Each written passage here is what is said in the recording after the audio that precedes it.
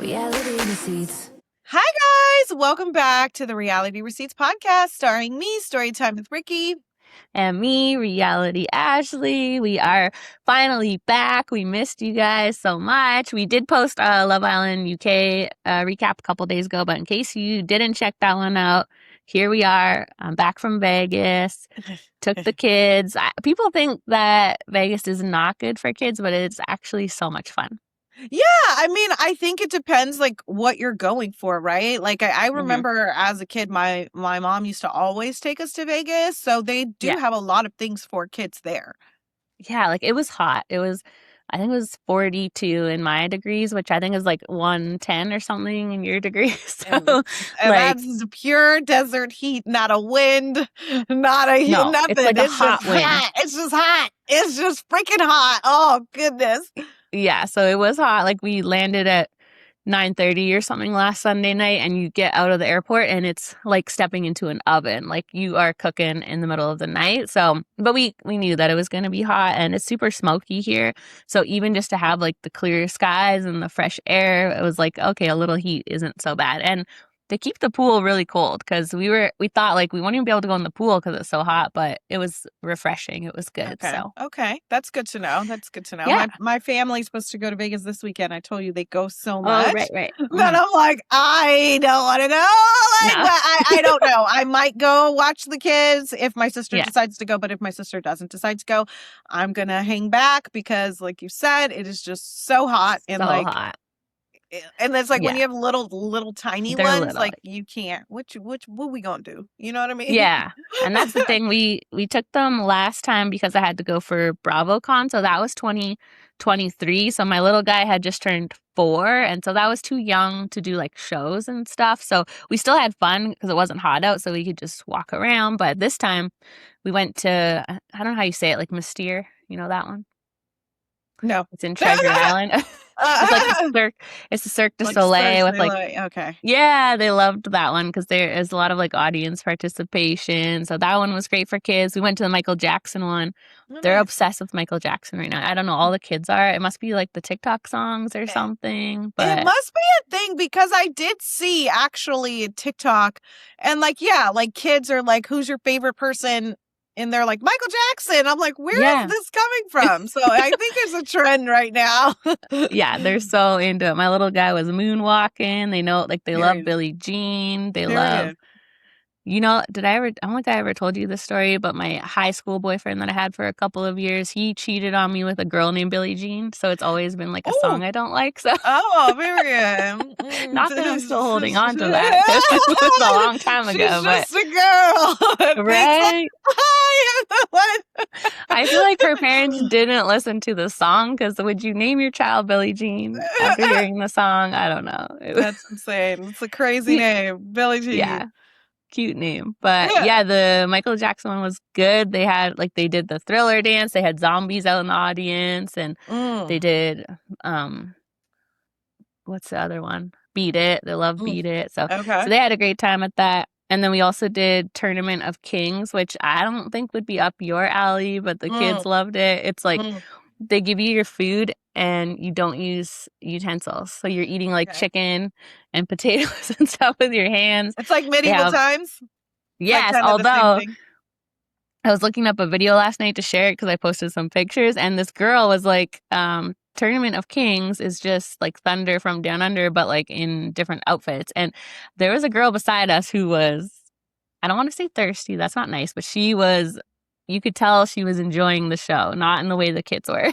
Because the knights are like handsome, and they're like riding around on horses, they're fighting each other, they're in the little tights, and if you're into that sort of thing. Thunder from Down Under, because Thunder from Down Under, they're in panties. Yeah.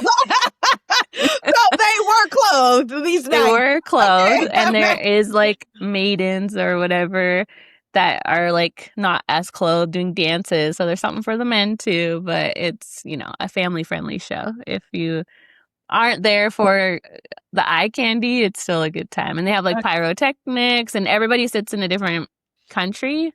So you're like cheering for your knight from your country. So I got an ancestry DNA done, and it said I'm 15% Romanian, so we sat in Romania. So because it was like France, Hungary, and then there's Dragon, which is the bad guy. So I heard that's the fun section. I didn't know if the kids would be sad though if everybody was like booing us, so I didn't pick that one. But now I wish I did because it was good. Okay. So. Okay. Yeah, it sounds like medieval times. I've been to medieval times before. Is that like do they do like ago. Is that like they do like the fighting, sword fighting and that sort of thing? On the horses and they serve you food and, I don't know about maidens and short dresses. I don't recall that, but we went a long time ago, like a long time ago. So yeah, it's definitely something for the kids, I think. So I mean, not just for kids. Like I had a great time too, but it's like a family. I wouldn't go if it was just me going, but I was looking for stuff for the kids. So okay, fun. I've never done like Magic Mike, Chippendales, any of that. Have you? I have. I have. I've been to, I think, Chippendales, and it's so funny. I remember going. I think I just turned 21, and we were in Vegas, and one of my friends from high school had just moved to Vegas, and we just happened to be like, let's go do something. And we went, and I got called up on the stage because, mind you, I'm like 21 and I'm not dressed. No, but I think I was in like jeans and a t-shirt, got called up on the stage. And I just remember the guy dancing on me and being like, "You are so beautiful." And I was like, what? They're very like interactive, right? Yeah. Like they get right. I just remember going to like, the small town I grew up in had a strip club. Now, I think in the USA, you guys don't do this, but in Canada, they get butt naked and they do crazy stuff. And you can drink there. The strip clubs are really like a good time, but obviously it was female strippers, and you're not allowed to like touch. You just watch and have fun with your friends. Yeah. But then I went to like a male stripper show that came to town. And it's different. They do touch. They get all up on everybody. Chippendales really isn't a strip show. Like, it's not like, it's not technically like a strip show or strip club. It's just like dancing. Dancing and in a show. It's like a show, and they're like, first of all, I'm sorry, a grown ass muscle man gyrating, moving his head. That's not sexy to me. Like, I don't like it. Like, so I'm like, I'm actually uncomfortable. Like, you know what I mean? Like, or like, twerking or stuff. Like, I don't. That's not, I'm not like, ooh, but Chippendales isn't really like a strip club. So I've never actually been to like a male strip club to where it's like you haven't club, not a male one. I've been to a female one. I've been to a female one, but like you said, out here it's just like topless. Like LA is just like topless. They don't go like full nude. I think in Miami they go fully naked, full. Everything's out, So I think the bottoms, the tops, all of it. So, but we didn't do that with the kids. It was just pools, shows, and good. We didn't do that with the kids. Don't worry, guys. Not this time. Maybe in like 10, 15 years, but we're not there yet. We actually, though, we did get, because we have, our neighbors went and they said, the girls that walk on the strip with like it's like the burlesque type outfits. So, like, they're fully clothed and they have all the sparkles and stuff.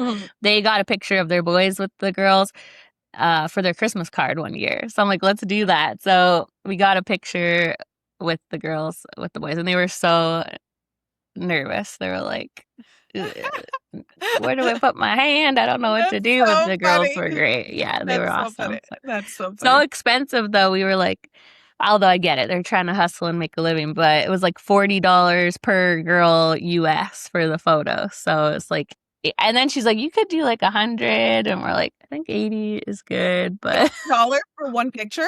For one picture, I'm pretty sure they were just hustling us, but they were. They sure were. That's how much I spent. Get it on a dozen cookies yesterday at Beverly Hills Cookies. That. I was so pissed, Ashley. Oh my God, that's crazy. I couldn't believe it. I went, you guys, so pivoting to this weekend was my grandma's 90th birthday. So we had... She looks about, I would say like 50, 60. She looks amazing. I would say 75. Yeah. Like she does like look, she's not, she looks amazing, Yeah.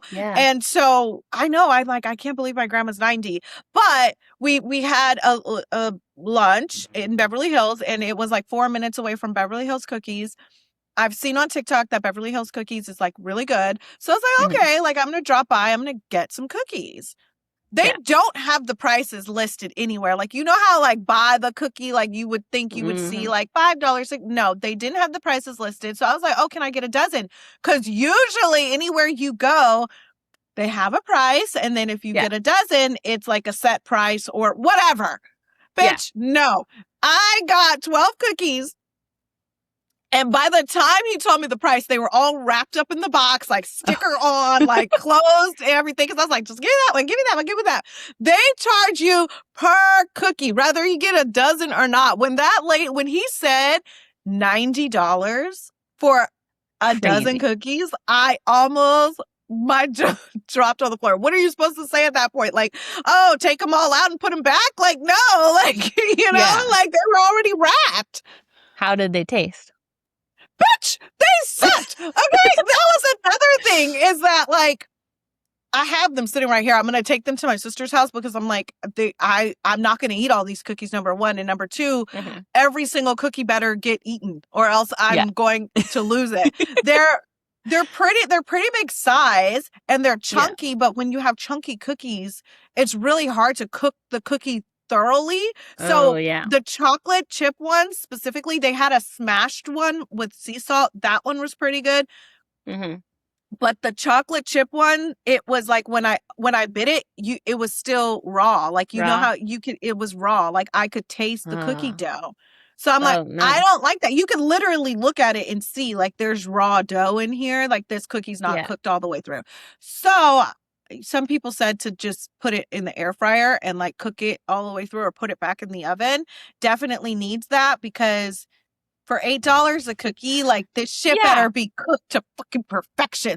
You know what I mean? Perfection! It better be the best cookie you've ever had in your life to charge that much for a cookie. Whenever they don't put the price on something, it's so frustrating because you feel like a cheap ass being like, how much does this cost? But you don't want to pay $8 a cookie. So if I would have known it was I would have got 3 cookies. Like I would have just got 3. Like I'm sitting there like, oh, let me try that one. Let me try that one. Oh, s'mores. Oh, oatmeal. Oh, blueberry. Throw one of those bitches in there. Yeah, you think there's a good price if you buy more, right? Because they don't want to be stuck with all the leftover cookies at the end of the day. You want to encourage people to get 12. So you make the 12 like a good deal instead of just getting one cookie. So no deal. That's crazy. Per cookie. Yeah. Not even $1 off. That's crazy. The store in our hotel like has a little like like a convenience store at the bottom, and they have like I know you don't drink, but there's like this La Marca Prosecco that everybody likes. So they had that in the store, no price. And of course, my husband's a little cheap, so he's like, let's just ask because there's a CVS next door, and we already know the price of it there. Yeah. $40 for the bottle in the hotel. Now in Canada, you can get it for $20 at the liquor store, and usually everything is more expensive here, but we found on this trip it's not like that anymore, at least not in Vegas. Like usually our dollar is not as good as yours, but then things are cheaper, so it's not so bad. But we went to Gordon Ramsay Burger for dinner and a hot dog was $27. So. Yeah. No, Vegas is actually ridiculous. Like Vegas is ridiculous with their prices. 2 coffees at Starbucks, $23. In the hotel, everything's nuts. More. Yeah, everything's more. If you go a little bit off the strip, you'll get normal pricing. But in the hotels, like I thought I was tripping. At Starbucks, I was like, your drinks like are $11. Like it's not right. Like I know they're expensive and they're not this much, but yeah, bitch, I couldn't believe it. I said $90 I will never see again, and I'm pissed because majority of the cookies that I got like 4 chocolate chip ones, like that are doughy. I would drive them back there and say, your cookies are raw. Give me a refund. Yeah. But I don't know if that's like people like them like that. Is that how they're supposed to be? Yeah. I think there's another really popular cookie spot that makes their cookies like that. They're big and thick. I can't remember the name. Probably one of the best cookies I've had. I know it's like a place from New York. I'm like a chocolate chip cookie connoisseur. So love it. Like, it's a place from New York. It's blue and white. You guys might know the name of it. I can't remember the name of it for the life of me. But they make those thick ass cookies like that. Oh, Magnolia Bakery? Is it that one? No. Oh, okay. Let me see. But it's cooked all the way through. I just Googled it and it said Beverly Hills Cookie does not sell raw cookie dough, but they're famous for serving soft-baked cookies that have a distinctly gooey, thick, under-baked center. They're doing that on purpose. That's insane. Disgusting. That's not my cup of tea. Not my cup of tea. Crazy. I'm like, the thing is when cookies are like whatever, soft, whatever, you could taste it. You can taste when dough is raw. It says the best way to enjoy their cookies is to pop them in the oven for a few minutes. So they want to charge you $90 and then make you cook your own cookies? Oh, bitch. Suck my ass. What the fuck? Okay, so I'll pop them in the oven because I definitely was like, this needs to go back in the oven because it's not cooked. Yeah. Yeah, that's crazy. Like, it's not like you bake your own pizza. Like, if you're going to make people bake their own cookies, you got to charge not very much, or else we'll make our own cookies, right? Yeah. Like, that's crazy. Yeah. Anyway, the other bakery has they have cooked ones and they're really, really good and they're cooked all the way through. So anywho, if you're going to go to Beverly Hills Cookies, just get one or two. Don't get the dozen. Do not get the dozen. Next time I come there, we got to go try them. Yes. Although the review wasn't good, but now I'm like, I gotta try it. So see, even a bad review, everybody was like, was the cookie at least good? And I'm like, I don't care how good the cookie is. No cookie is worth $90. Like, I couldn't remember it. Sure. But now the name, Levain Bakery is the name of the ones that make chunky chocolate chip cookies that are actually cooked through, and they're actually they're delicious and they're really big. Yeah. Now, I would think a lot of people are like on holiday too, especially somewhere like Beverly Hills or New York. You don't really have an option to cook your own cookie after you buy the cookie. So maybe they should do some cooked, some not. You can have a choice. But I think that's why they have the smashed one, because the smashed one is cooked. It's a chocolate chip cookie with sea salt on top that's cooked all the way through. Okay. So that's the good one. That's the good one. That one was good. Yeah.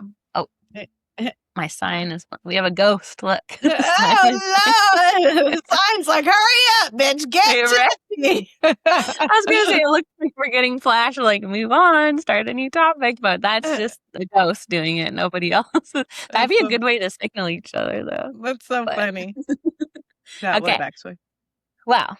Well, we're here. Happy birthday to your grandma, too. So 90, that's amazing. I know. Was it her birthday yesterday, like her real birthday? Mm-hmm. Her actual birthday. Mm-hmm. Love it.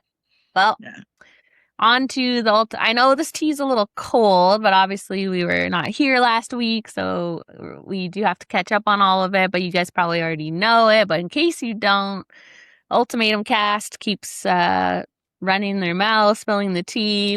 I feel like we're nowhere further to knowing the truth than we were before all these interviews. Is that how you feel too? Okay, just in case you guys didn't get the memo yet, we do have a favorite sneaker around here, but did you know that Vionic Shoes actually makes other styles too? My other favorite is the Alameda Mary Jane. It's a nice little update on that timeless flat that we all know and love. Well, I'm still sold on the sneakers. They are my favorite. I just got back from Costa Rica and I wore them my entire trip. Here's proof of life if you don't believe me. They're so cute. They're so comfortable. They're actually very stylish too. And I'm not going to stop talking about them, you guys, because I'm going to wear them again and again. I'm going to the zoo for my niece's birthday and I'm going to wear them because I want to be comfortable. And they have a 30-day money-back guarantee, so you really can't go wrong. And I know you guys have been dying to see them, and the shipping is so easy and the online ordering process is so convenient that I got myself a second pair of sneakers, which just arrived today. So here's a little sneaky peek of them. They are so cute, so comfortable. If you're just listening,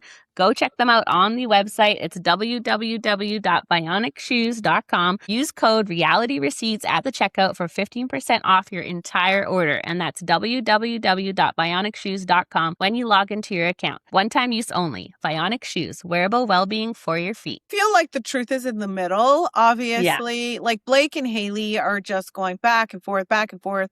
Jebin has found a way to insert himself into the mix. Mm-hmm. And then obviously we have Killian and Ashley, and then all the other couples are off. Like, I don't think we've ever had this much ultimatum, like postseason anything. Now I do know that AD did Killian and Ashley last week. Now I didn't watch that one because I had watched Blake did Dear Shandy. I watched that one. Haley did the Vial Files. Haley and Ashley did the Vial Files. I watched that one. Haley did AD's podcast. I did that one. And again, I will say that Blake on Dear Shandy, his record of events as far as like what happened between him and Haley's relationship kind of matched up with Haley's, right? Like we now know that there are 3 incidents that happened. There was Charlotte, there was the beer pouring on the head incident, and then the actual arrest.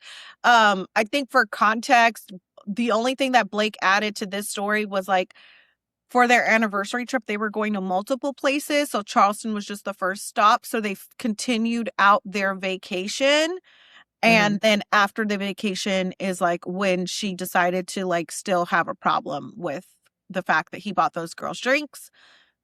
Haley kind of said that she broke up with him after Charleston. He says that they were still together. So he says that when she poured the drink on his head, they were still together, that she was still wearing her engagement ring. So there are just like small details that were different, but I think the main core of it was like the same, in my opinion, that there were 3 separate events, and that's like what ultimately led to their breakup. Now, there were some, when Haley and Ashley were on the Vial Files, honestly, like it was the Haley show, like Ashley barely got a word in. And she did add some like new details that I guess like we didn't know from the AD interview. She said that Blake allegedly smacked her during a intimate moment when they were being intimate, that he smacked her once, or she said once, and then she told him she didn't like it and he thought she was joking, so he did it again. They ended up having a talk with his dad, and his dad said, you know, don't do that again. She said this was really early into their relationship, like 3 months into their relationship. So they've been rocky like since the start. And then she did say there, another new detail that she said was like the night of the arrest. She said that on AD's podcast, she said that he like grabbed her sweater and pulled her forward. In this one, she said that he grabbed her sweater and like she fell to the ground.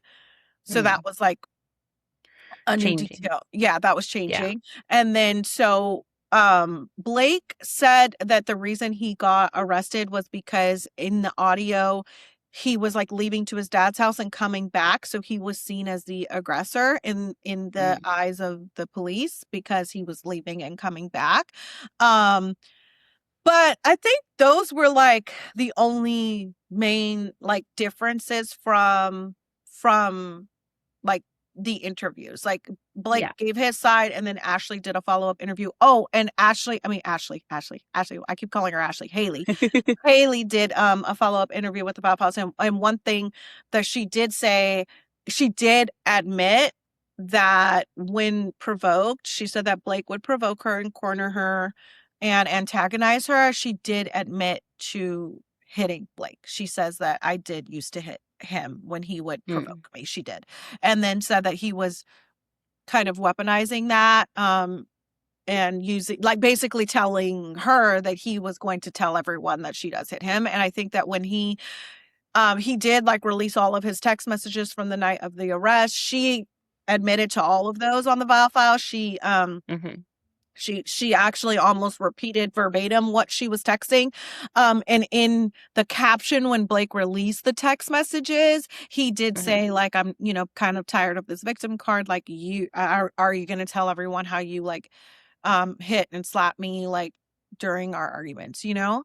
So she did admit to it, and she did admit to you know, all of the text of like trying to get him out of jail and trying to help him and trying to all of those things. And Blake says that they were Ashley Haley says that once she moved to Dallas, he disposed of her. Blake says that they were like still talking and like hanging out. Like he was like, we were like watching TV shows together, Euphoria, I think he said. Like he said, Blake says that when they cut ties, it was for financial reasons because he wanted her to take his Amex card off of his Apple Pay, off of her Apple Pay. That's what Blake says. But she says that once she moved to Dallas and like kind of alluded to the fact like once I signed the affidavit, once he got what he needed from me, he like discarded of me. Yeah. So in her original Viall interview, she was saying like he was the problem. Then she did a follow-up admitting to things after he posted them. Is that how it worked? Yeah. Well, in her original AD interview, yeah, and then in her Viall one, it was, I think that because he posted the stuff the night before the Viall so I think the Viall was already recorded, but I think she knew that he was going to come out with the text and saying that she put hands on him because she did admit to it in the Viall files. But she, like I said, she did like add some additional details to like, I think she was just trying to get in front of it, but I think Blake had already put it out the night before because he knew they were going to interview. And so was it just one interview with the Viall or she came back for like a follow-up? Or was it just one? It was just one. I just watched one. I watched her on ADs, which was right after the reunion, and then I watched her on the Viall Files with Ashley. She was with Ashley. It was like a dual interview. Did you see that Jebin released that video of like calling her? Did he delete that? I don't see it anymore. He might have, because after the Viall Files came out, then Jebin released a video of him on FaceTime with Alex and Haley.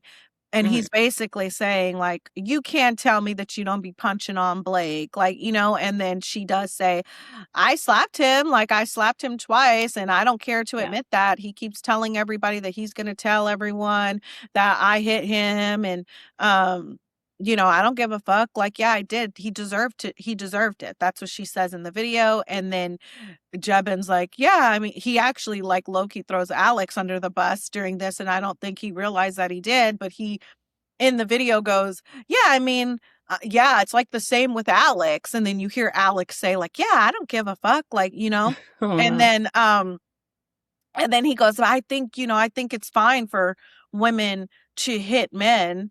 I think it should be a one-way street. Like, I think it's fine for women to hit men, but I don't think it's okay for men to hit women.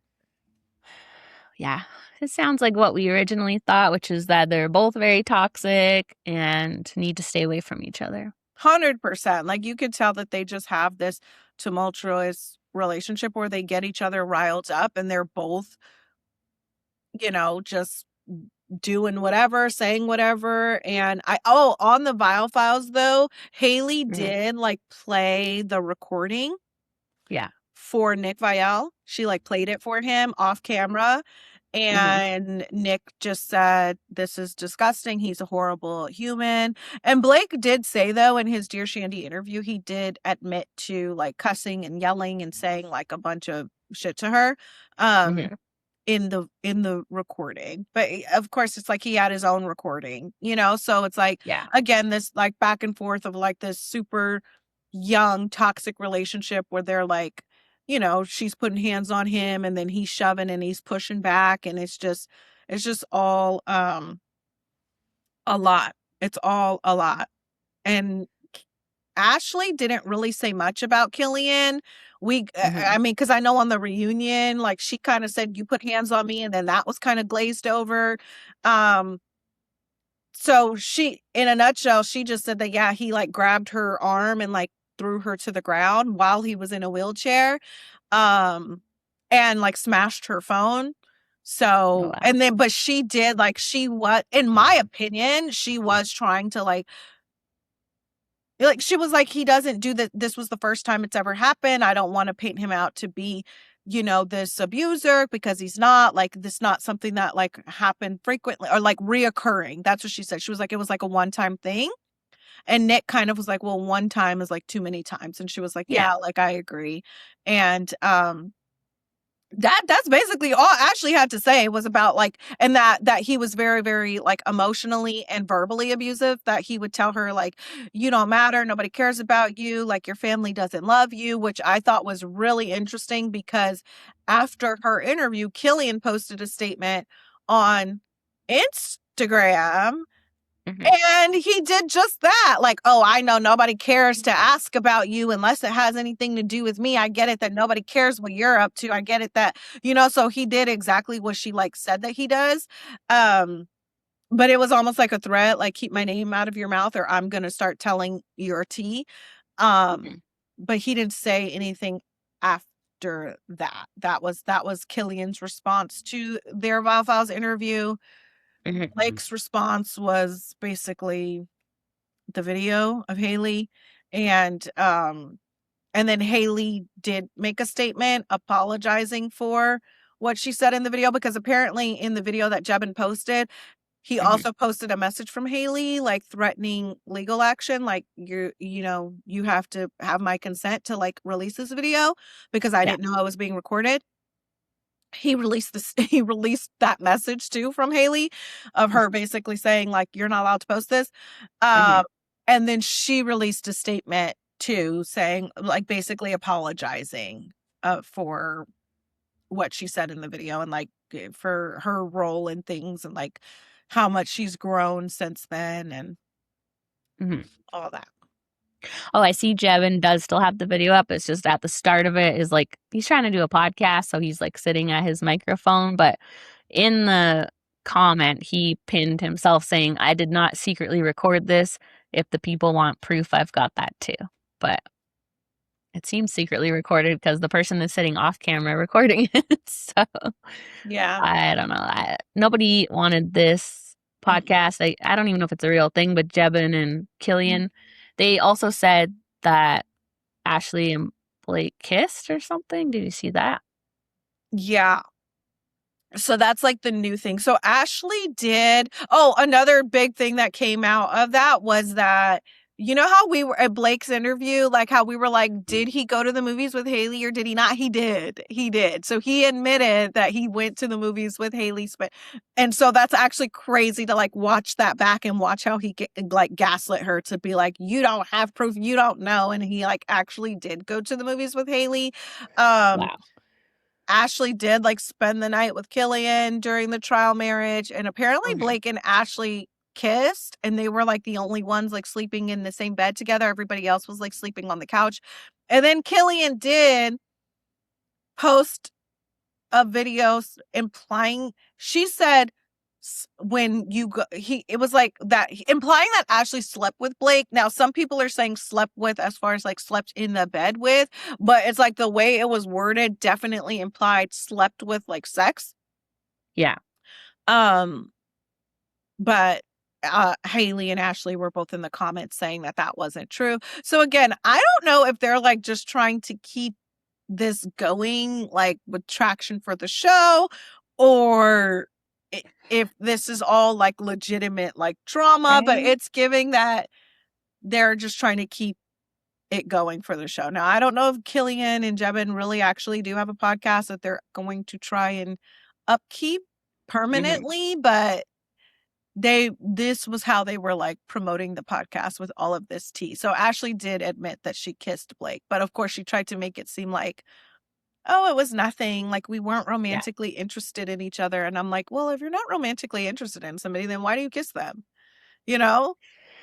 Yeah, it was basically two toxic couples that got put in a new couple that was even more toxic, and it's been a mess since then. I would say they're just doing this for the attention, but then the whole police involved thing, like, I think they are genuinely toxic. No, they're genuinely toxic, but it's like, are you guys like David said, like you guys are both just going to end up burying each other, which is exactly like nobody's 100% innocent in this situation, right? Like, so it's like Haley has shit on Blake, Blake has shit on Haley. So it's like they're both equally responsible, and it's just they're going back and forth and airing out their dirty laundry is not going to do either one of them any good, which I think is why it's died down.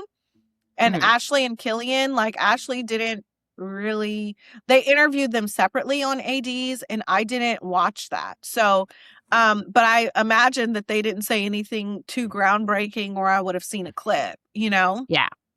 Yeah, I think it's just trying to bury each other, see who's right, who's wrong, but they all are wrong. So there's not really an answer to that. Although, like, I did feel in Killian's interview at the Vial Files, it did feel like he's a lot more in the wrong. Like the fact that she's hiding in closets from him while he's in a wheelchair is terrifying. Yeah. So I Yeah. don't like, maybe she wasn't the best girl for him, but it sounds like It sounds he's like by the time abusive. that happened, she checked out. Like she was checked out. She was Yeah. already planning on moving out. Like, and she did say in her interview she can't remember if she was hiding in the closet before he broke her phone or after. You know, like if she came home and was hiding, like she was like, it was so traumatic, I don't recall. But she was like, yeah, I did go hide in the closet. Like it didn't make him look better. Like after he was on the Vial Files, it really didn't matter. Like he made himself Mhm. look so bad that it didn't matter. But she did also, like, I know on the Bio Files, he said that he was not friends with that friend group anymore. And Ashley and Haley both said that's not true, that he's friends with all of those people still, which I think we all kind of figured he was lying. So, Yeah. He posted something to Nick Vial, I guess. It was like, I'm not PR trained. And then he did a double middle finger. Did you see that? I seen that. And I seen like Jebin being like, Nick, you owe Blake and Killian an apology. Cause they were saying that basically when Haley admitted that she does hit Blake, like Nick kind of like glazed over it. He was like, well, I'm just gonna assume that it's like reactionary, or it's because he Yeah. made you or whatever, you know?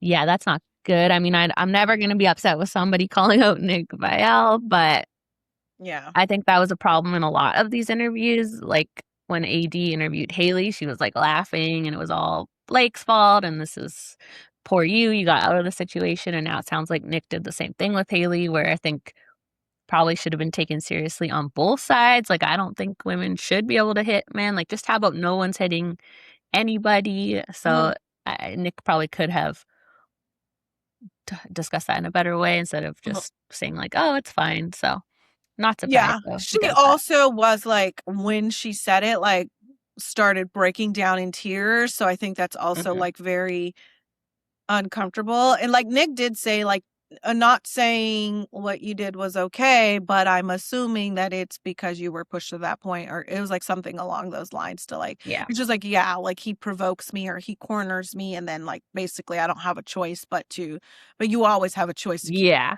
to It's like we yourself, don't you know?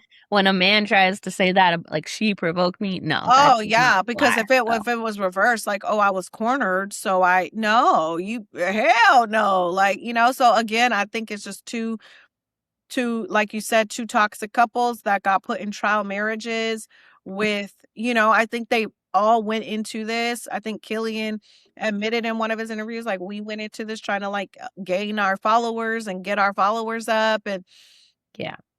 and I think the same for Blake and Haley. So it's like if I don't know, it's like you went in there with a plan, and then it's like Blake actually kind of liked Ashley, and Ashley kind of liked Blake, and that kind of threw a wrench in like all of it, you know? Yeah. I was just looking at Blake's Instagram. It looks like he was out drinking and partying last night. So, Yeah. he looks when there's just those people when they're drunk and you can just tell that they're, like, not a nice, happy drunk, you can tell they're, like, a problem, that's just what he's giving in the story, and that Mhm. just because he's not a nice drunk, that doesn't mean that it needs to escalate to all this physical abuse and the stuff going on, but it's, like, you can just see because sober, or I'm assuming he was sober on the show, he comes across as so condescending and not great, so then add a bunch of alcohol to that, I can just see where the toxicity is coming from on both of their sides, so Yeah. Blake says he doesn't have a drinking problem. Haley is insistent that he does have a drinking problem.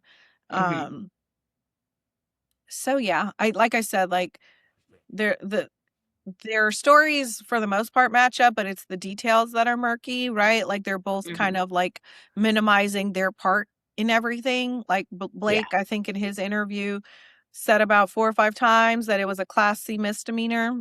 And he even yeah. like went to the point of saying, the officer told me like it's just like running a red light. And I'm like, okay, no, that's not the same. Like, and you're trying to No. minimize it as much as you can. Like, you're trying to minimize it's a classy misdemeanor, it's a classy misdemeanor.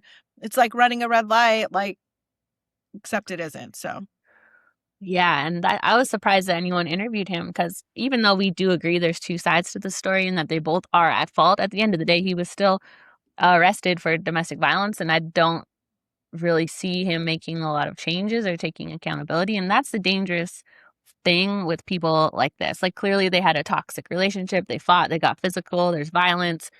He's very young still. So what's going to happen? I think if he came out and said, like, I'm sober now, I'm making changes, like, even though Haley was toxic too, like, I see what I did wrong, then it would be like, okay, everyone has these toxic relationships when they're younger, but you learn and you grow.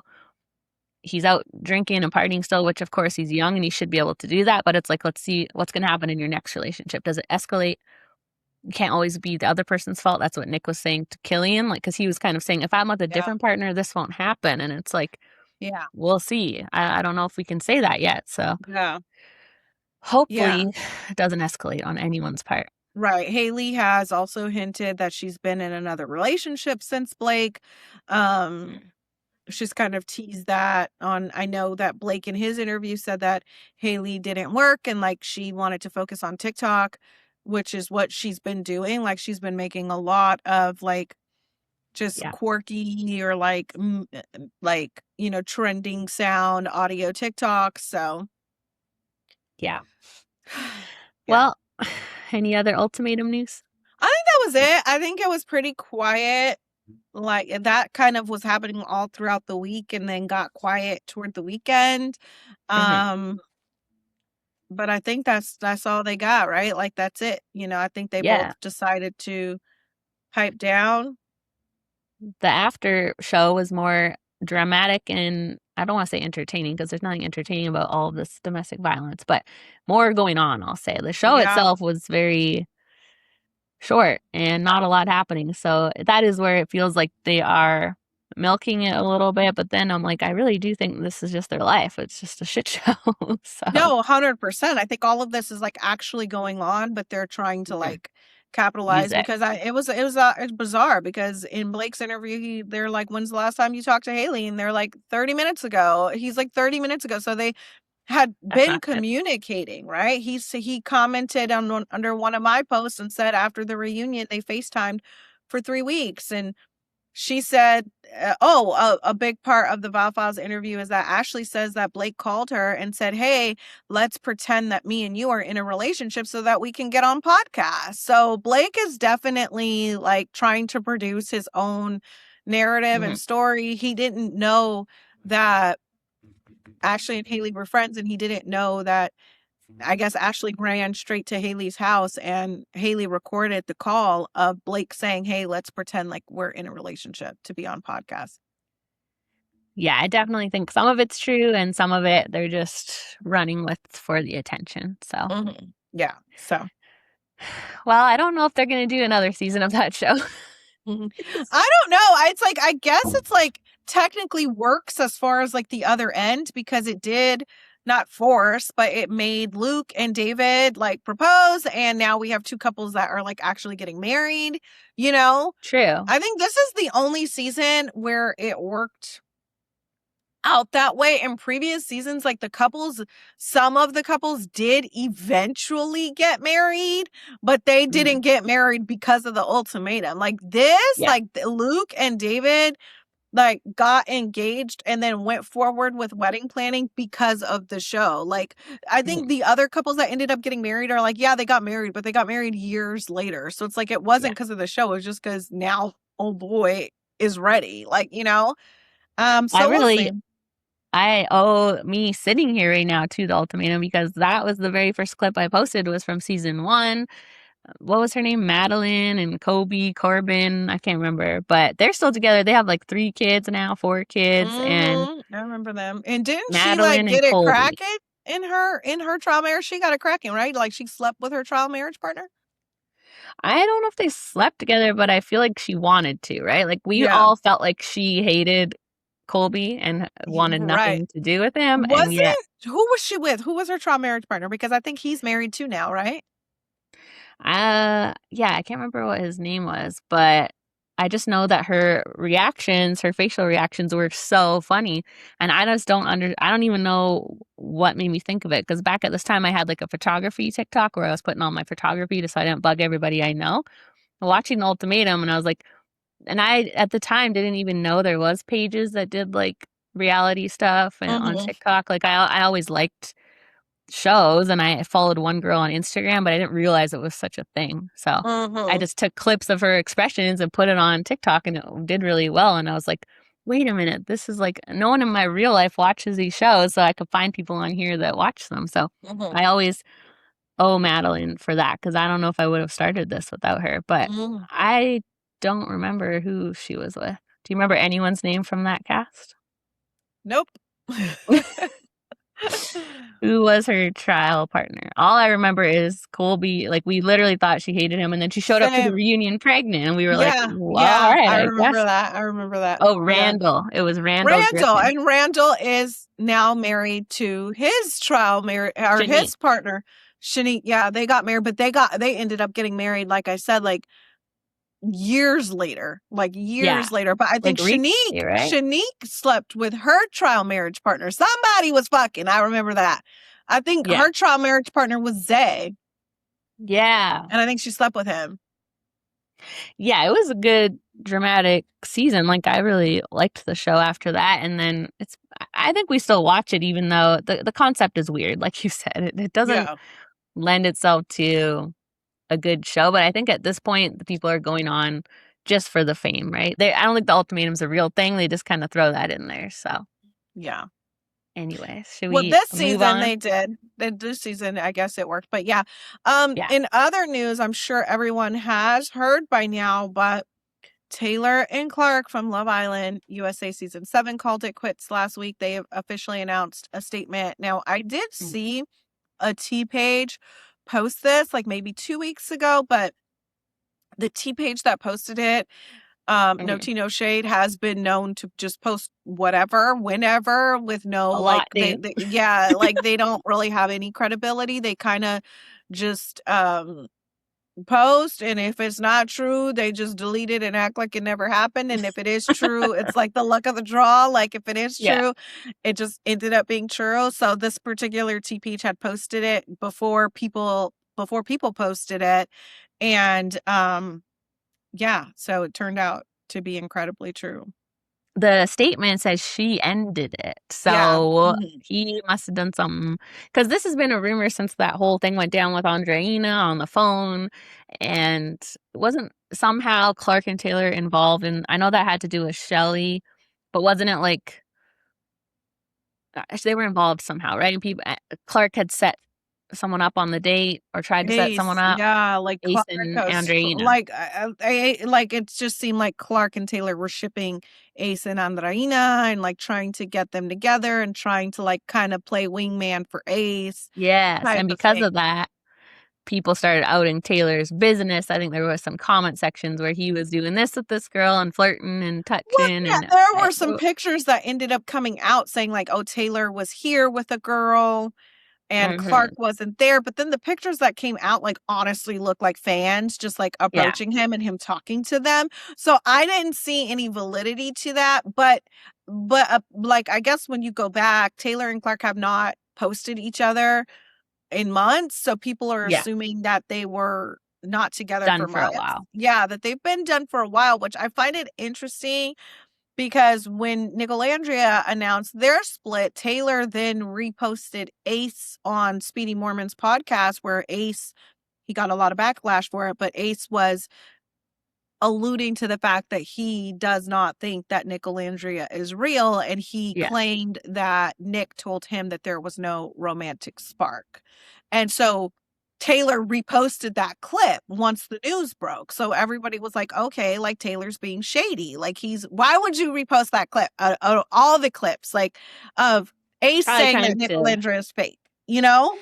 I guess because he's friends with Ace, right? So defending Ace, but putting himself in the line of fire, like just stay out of it. So just stay out of it. But also, like, why would you post that knowing that your relationship too is over? And like people for Nicolandria were like, the contract is up because it's only been a year, but you and Clark are now over too, in the same time span, And I think that beyond the villa, we kind of saw the cracks, right? Like we could see that even when you think back of when they were on the season, they wanted two entirely different things. And I remember thinking on Love Island, this isn't going to work. She's a city girl. He's a country boy. She's used to a certain life. He's used to a certain life. Like, she's not going to be on the farm shoveling shit all day. You know, like, you could tell she's got the nails, she's got the hair, she's got like, she doesn't she don't belong on a farm. And I think that became very apparent during Beyond the Villa. I think most of these couples are aware by the time reunion films that they're not going to work out, but they got to stick it out for Beyond the Villa. Then that airs. Then there's all the attention while the next Love Island season's filming, and they just stick it out for that. And then boom, that season ends. We get all these announcements. So I predict something very similar is going to happen next summer. As soon as season 9's done, we're going to hear from, I don't even know if some of them are going to make it that long. They're really going to put work in. Some will not make it that long. Some will not. Yeah, and that's just the unfortunate thing that's going on with USA now, is that they're not genuinely picking each other. So how can you expect that to last outside the villa with all the pressures and everything else going on? If you really love that person and found a great match, then you might have a shot, but we're not seeing that happen anymore. Like, I don't think Aaliyah would have ever faked it, or other people, but I just feel like the way that the cast is now, we wouldn't get like a Aaliyah and Miguel situation. It would have been Aaliyah and Rob faking it because that's what the audience wanted to see and faking their way through it. And that's what we're getting now, instead of people being like, well, this person's not a fan favorite, or this isn't who everybody wants to see me with, but this is who I like, and I'm going to try to make it work. But we did see that happen with Taylor and Clark, and they're still broken up. So it's I think because they wanted two different lives. So we'll see what happens with, I think Casey and TT are couple that went with, well, Casey went against the grain and went with what he wanted as opposed to what the audience wanted. Yeah. So we'll see. And I think the two of them could work because, I think they both do. After listening to their podcast, they do want similar things. They do both kind of want to capitalize on the entertainment industry. And it's like, you have to have similar goals. And I think that Taylor and Clark always, even on Love Island, like, they wanted two very different lifestyles. Taylor made it abundantly clear that he wanted to be a country boy. He wanted to finish vet school. He wanted to buy a plot of land and raise a family there. Like, that's what he wanted. And maybe people thought, or maybe Taylor thought, or a lot of people thought, or Clark, I'm sorry, not Taylor, thought that, like, once he gets a taste of the limelight, he's going to kind of want to ride the wave. And he didn't. It didn't really change anything for him. Well, we'll see what happens with the season 8 couples. I saw Bryce and Trinity posted surfboards, so they're doing all the stuff they said they were going to do. Maybe it'll work out with them. I mean, they live in the same town. That's a great start. It's a great start. I did see them on Watch. I did see clips from them on Watch What Happens Live, and they said that they have not separated since they left the villa. She's been in LA, or he's been with her. So they have not left each other's side since then. And they're so in love and ready to take on the world. LA. I mean, the postseason has been bad, and I don't, like they said, they don't know if it's the right choice. We'll see. There's not been much going on, not many interviews, no tea. Everybody's very definitely intentional. Yeah. I know Carl and Anaya have been spotted out together. Melanie and Sincere have been spotted out together. So Bryce and Trinity, obviously. So we do know that they're still together. Who was number 4? Oh, Kate and Zach. Right. Kate and Zach. So they have also been posting together, like, of Zach going back to the UK for the first time. And, so for them, we do know at this point that they're all still together as of now. Yeah. So I guess they're trying to save it for the reunion. So we'll see how that goes. But I mean, obviously we're going to watch the reunion, but I do feel like all the interviews and stuff going on does, like, make you more interested in the reunion. But again, they've just lived there for 7 weeks or whatever. So it is nice to let them live their life, watch the show, have time to think about it, and then we'll see what happens at the reunion. And yes, there was a comment circulating that apparently Soul said that she wasn't going to the reunion, and she was like, the comment said, due to personal matters, I won't be attending the reunions, but I had my receipts ready.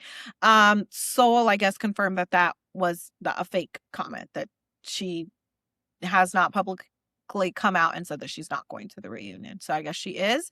And then there was another comment that said, it was like a meme, like, you know how Janae like pulled out like her infamous pulling out her receipts on the Love Island reunion last year.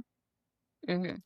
Somebody commented and was like, this better be the fearsome foursome at the reunion. And Anaya commented and was like, don't worry, like we got like whatever, like they're coming with receipts basically. Now, receipts regarding what? I don't know. Like I don't know what. I don't know what. Like I don't know what receipts Soul thinks she has. I don't know what receipt. Like what the fuck happened that I missed? Because I know like Trinity threw a little shade at Soul during Watch What Happens Live, or like implied that she's somebody that she wouldn't talk to or doesn't fuck with, something like that. So I'm like, what the fuck did we miss? Like, what did we miss?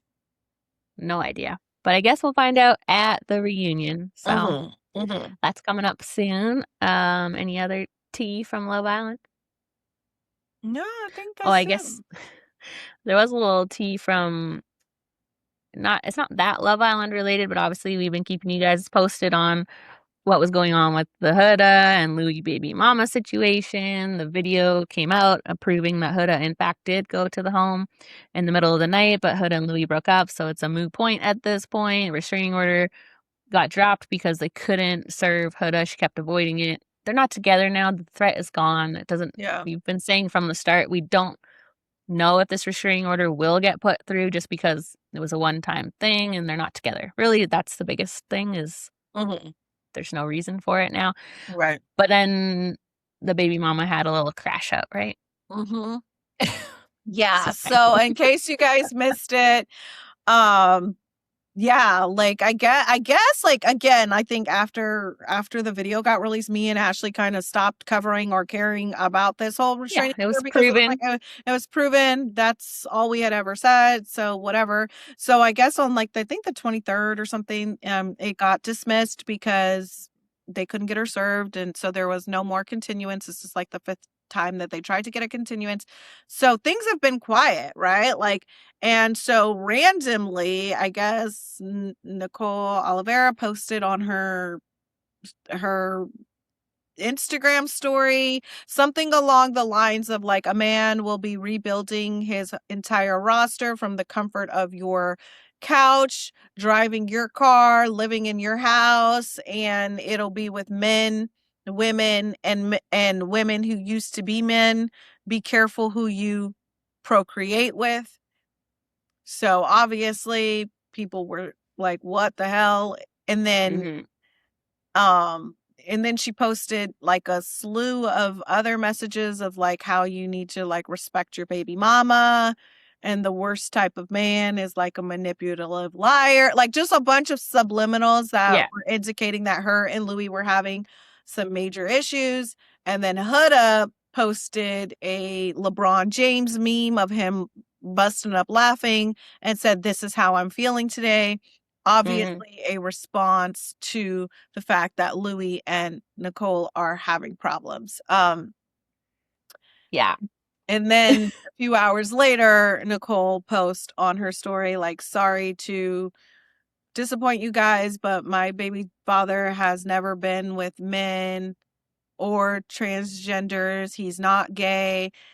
Basically, I had a crash out. I take accountability. I took it to a place that it didn't need to go because I was upset, and like postpartum's a bitch or something like that." So but the baby is, well, I mean, I don't know how long postpartum can last for. I think probably over a year. So the baby's a year and a half, but this is the thing that people on TikTok were accusing you of being best friends with Nicole, and we were doing this all to help Nicole. No, you were just given the facts and the news like we do with every single Islander. And the facts were Huda showed up at this woman's house in the middle of the night because she was pissed that Louis was there. And, you know, we're also now reporting on the fact that I've been saying this from the start. Louis was the problem in all of this. And Huda's fans defending her and Louis against Nicole was the wrong angle from the start. It's like Louis the one that's giving the text messages to the baby mama, being at her house in the middle of the night when he's supposedly in a relationship, or they were on a break. I don't know what it was, but he's the one that's going between these two girls and fucking with them. So, of course, now that Huda's out of the picture, there's going to be other Hudas. He's not, it doesn't feel like to me that he's interested in being in a serious, committed relationship with the baby mama. I think she needs to realize that sooner than later, and just, he is obviously the father of her child. She's going to be stuck with him, but I wouldn't date him. He's flying all over the world doing club appearances. Like, I mean, it doesn't seem like she wants to be in a serious, committed anything with him either. If it's like you knew he was with Huda and you know what I mean? Like, you know, he's sleeping with this girl.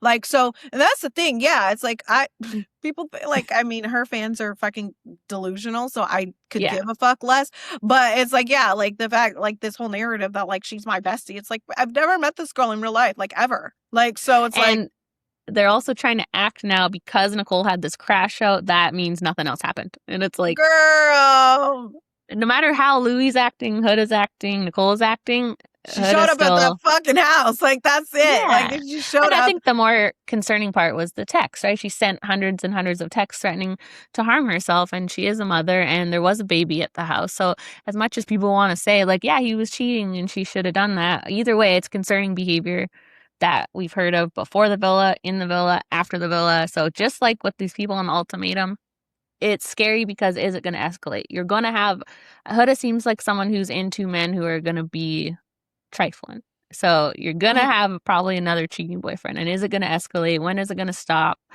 You got to get a hold on yourself, your reactions, your emotions, work on you, and then find a man. So. Right. Yeah. Yeah, I think, yeah, like her fans were trying to like, I think because this was like the first time that like Nicole kind of validated that there is something still romantically going on between her and Louis. So it's like, oh, this is why she showed up, because her man was but again, they were broken up at the time of this encounter because of something she had previously did. So it's like, it doesn't validate anything. The story still happened. It still happened the way that it happened, whether they're having problems or not. And then basically Nicole posted another thing that was like, you know, back to my perfect little life. Me and Louis are fine. It was you guys are really running with this. We're fine. Everything's fine. Back to my perfect little life. And then she actually posted like a meme or like a video of like, me and my baby daddy really are like cool as fuck. It's just like when we beef, like he really is the op. So I guess all is well now. They've made up, and again, this was really about Nicole and Louis, and Huda kind of inserted herself in it by responding with a meme, just laughing. So it's like, apparently Huda is now living in LA. That's why it's been so difficult to serve her. But she has moved out this way. Yay. Just kidding. Like, you guys know, if I run into her, I did ran into, but I did see how random, you guys. I saw Caleb from this season of Love Island, Kenzie Caleb, just randomly in the mall on a Saturday, like, so crazy. I was at the mall on Saturday with my family, and I just seen him walk into the mall, and I was like, is that Caleb? I literally had to take off my sunglasses. I was like, is that Caleb from Love Island? And I looked, and I was like, he looks so young, you guys. Like, I know they say that he's 21. I would have pegged him for like 16, 17, like that. So I was confused on if it was him or not. I took off my glasses. He has like a tattoo around his arm. I had to go to his Instagram and look for that tattoo to like verify that it was him, you know? So I didn't stop him. I didn't ask for a picture, but I was like, going to the Topanga Mall on a Saturday screams like you want everybody to see you and know who you are, because that mall is like packed on the weekend. So, yeah, he was with a friend. He was just him and a friend. So I was like, oh, okay, how crazy. You just got my wheels spinning now that you said Huda lives in LA, because Nicole, you better watch your back. Those two are definitely, like, Huda loves the toxic. Louis loves the toxic. I just saw she posted 2 breakfast bowls. Louis in LA posting. I would get a tracker on that man if you want to stay with him, because I don't trust I don't think she wants to stay with him. I don't know. Apparently, she has left him alone. Like Huda has left Louis alone, you know? So, I mean, it's not hard for her to find another man. I think, I would assume, this is just an assumption, that her model is get under somebody to get over somebody. She very much gives, like, moves on fast and, like, can connect to someone else very quickly. So I think, she was, like, hanging out with this streamer guy a lot, and there was, like, I've seen clips, and there was, like, flirty behavior, flirty banter, flirty back and forth. So, I don't know. I know, like, her fans were, like, shipping her and this streamer guy. I don't know if that's actually a thing. I don't know much about streamers. But she seems to move on fast. So she probably isn't one to the next. Possibly, but I feel like her personality is, I want to be with who I'm not allowed to be with or not supposed to be with. And I just feel like posting the LeBron James thing is, you're saying I still give a fuck, right? Oh, 100%. Yeah. And it's like a competition for her. I think at this point, these two girls are not focusing on who the problem is, Louis, and they're fighting with each other. And we saw Huda rub it in her face before with your baby daddy fucking me song. And these two hate each other for sure. Like, they really don't fuck with each other. She's not going to put her well-being first. She's going to put getting back in Nicole first. And that's embarrassing. So I think they're probably going to end up seeing each other again, but we'll see. They might. They actually might. Like, I don't put it past them. I think even their general statement, like, breakup statement, was like, for now. Like, and she did, like, one of those call the TMZ paparazzi on yourself interviews, said it, and that was embarrassing too. So yeah. Anyways, all I know is Leah and Miguel were right. Love them. They made the right call, cutting off Louis a year ago, and we should all do the same. So. Yeah, and, like, again, that's a Love Island couple that they're 2 years in. Same with Serena and Cordell, 2 years in, like, going strong. They just celebrated their 2 years, so cutesy. Love them. Well, any other tea before we go? I think that's it. I think we got it. All right. That was fun. I like when we don't have a specific agenda and we just ramble on and on, but maybe you guys don't like it. I don't know. It's a nice change from so many recaps lately, but we are coming back with a new recap on Wednesday. I can't believe we're covering this.